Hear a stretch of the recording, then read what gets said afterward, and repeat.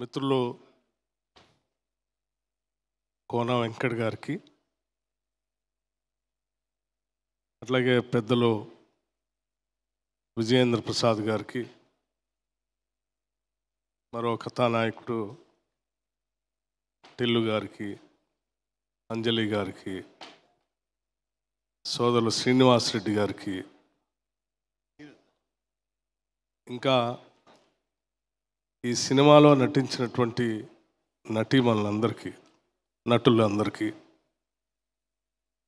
వేదిక మీద ఉన్నటువంటి ఇతర స్నేహితులందరికీ, ముందున్నటువంటి ప్రముఖ గాయని సునీత గారికి,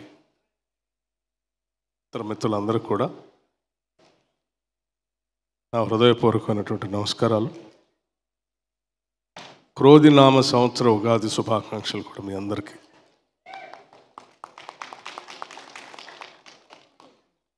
ఈ ఉగాది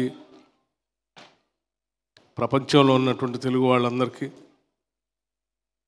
ముఖ్యంగా తెలుగు పరిశ్రమకి మంచి విజయోత్సవాలు అందించాలని నేను మనస్ఫూర్తిగా కోరుకుంటున్నాను. మిత్రుడు కోన వెంకట్ గారు చాలా సంవత్సరాల నుంచి మాకు సన్నిహిత మిత్రులు. వారి కుటుంబానికి మాకు అవినాభావ సంబంధం అనేక దశాబ్దాలుగా, వ్యక్తిగతంగా రాజకీయంగా కూడా.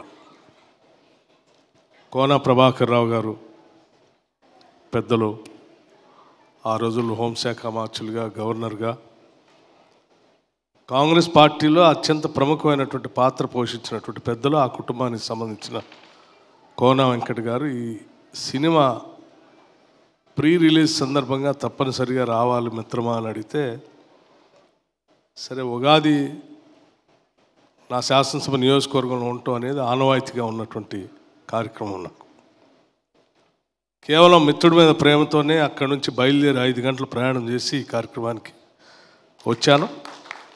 ఈ సినిమా గీతాంజలి మళ్ళీ వచ్చింది, విజయవంతం కావాలని మనస్ఫూర్తిగా కోరుకుంటున్నాను. నేను సినిమా అనేది సామాన్యులకి, పేద మధ్యతరగతి కుటుంబాల వాళ్ళకి అందుబాటులో ఉన్నటువంటి ఒక మీడియా, వినోద మరో ప్రపంచంలో తెలిసిపోయేటువంటి మీడియా. ఇది కాల్పనిక ఊహకి అందకుండా ప్రేక్షకులను మరో ప్రపంచంలో తీసుకుని వెళ్ళి వాళ్ళకి అందుబాటులో లేనటువంటి అన్నిటిని కూడా కళ్ళ ముందు చూపిస్తూ తక్కువ ఖర్చుతో ఎక్కువ ఆనందాన్ని పంచివ్వగలిగినటువంటి, కోట్లాది మందికి పంచివ్వగలిగినటువంటి మాధ్యమం సినిమా ప్రపంచం. అటువంటి సినిమా ఇండస్ట్రీ హైదరాబాద్ నగరంలో, తెలంగాణ రాష్ట్రంలో బాగా అభివృద్ధి చెందాలని, తద్వారా లక్షల మందికి ఉపాధి అవకాశాలు దొరకాలని మనస్ఫూర్తిగా ఈ ప్రభుత్వం కోరుకుంటుంది. ఈ ప్రభుత్వ పరంగా సినిమా ఇండస్ట్రీకి కావాల్సిన, పెరగటానికి కావాల్సిన అన్ని సహాయ సహకారాలు అందించడానికి కూడా మా ప్రభుత్వం సిద్ధంగా ఉంది.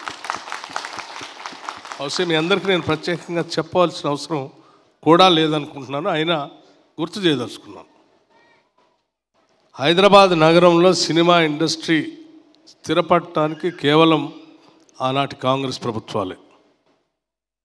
ఇక్కడ స్టూడియోలు నిర్మించుకోవడానికి స్థలాలు ఇచ్చినా, లేకపోతే మీరందరూ నివాసం ఏర్పాటు చేసుకోవడానికి కావాల్సిన ఫిలింనగర్ స్థలాలు ఇచ్చిన, చిత్ర పరిశ్రమకు సంబంధించిన చిత్రపురి కాలనీని ఇచ్చిన, అనేక రకాలైనటువంటి రాయితీలు ఎప్పుడు ఇచ్చినా సినిమా ఇండస్ట్రీని ఎప్పుడు కూడా చాలా ఆత్మీయంగా దగ్గరగా చూసుకున్నటువంటి కాంగ్రెస్ పార్టీ, ఈసారి కూడా ఇప్పుడున్నటువంటి కాంగ్రెస్ ప్రభుత్వం కూడా అదే స్థాయిలో, అదే రీతిలో మిమ్మల్ని ప్రోత్సహించడానికి చాలా సిద్ధంగా ఉందని చెప్పడానికి నేను చాలా సంతోషిస్తూ ఉన్నాను కూడా.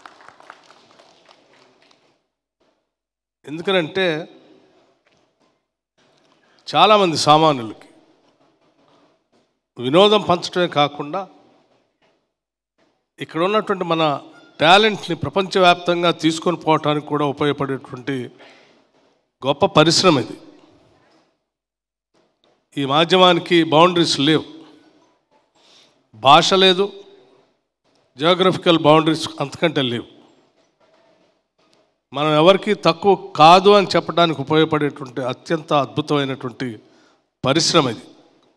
అటువంటి పరిశ్రమ ద్వారా ఈ ప్రాంతానికి రాష్ట్రానికి కూడా పేరు ప్రఖ్యాతులు తెచ్చుకోవడానికి ఉపయోగపడేటువంటి వ్యవస్థ కాబట్టి తప్పనిసరిగా మేము దీన్ని సంపూర్ణంగా పెంచి పోషించాలనేటువంటి ఆలోచనలో ఉన్నాం. మీ అందరికి కూడా శుభాభినందనలు ఈ ఉగాది సందర్భంగా తెలియజేస్తూ, ప్రతి సినిమా కూడా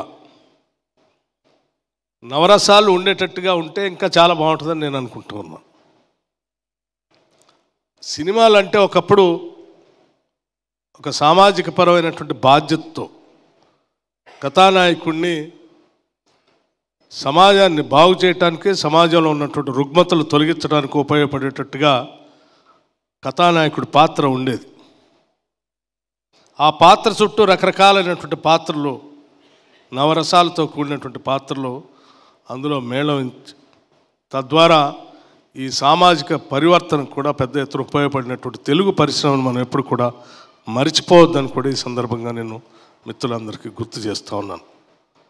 ఒకనాటి కన్యాశుల్కం కానీ, రోజులు మారాలని కానీ, ఆనాడు అక్కినేని నాగేశ్వరరావు గారితో వచ్చినటువంటి మరో ప్రపంచం కానీ, బహుశా చాలామంది తెలిసి ఉండకపోవచ్చు మరో ప్రపంచం సినిమా. ఇవన్నీ విజయం సామాజికమైనటువంటి బాధ్యత ఉంటే దాంట్లో కమర్షియల్ యాంగిల్ ఉండదేమో అని భావించేటువంటి దానికి సమాధానం ఇటువంటి సినిమాల్లో చాలా స్పష్టంగా దొరుకుతుంది.